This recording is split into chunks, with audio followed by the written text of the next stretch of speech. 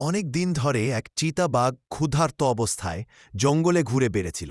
শিকার খুঁজতে খুঁজতে হঠাৎ সে দেখতে পেল একদল হরিণ ঘাস খাচ্ছে।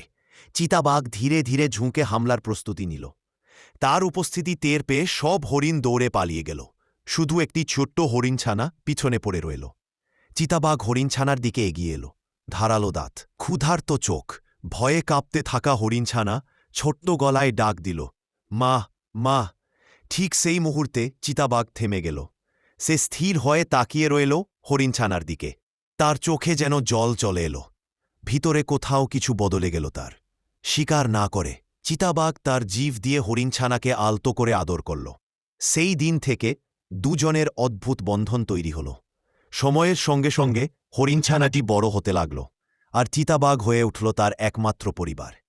ভালোবাসা সবসময় আপনাজনের কাছ থেকে আসে না, মৃত্যুর মুখ থেকেও কখনো কখনো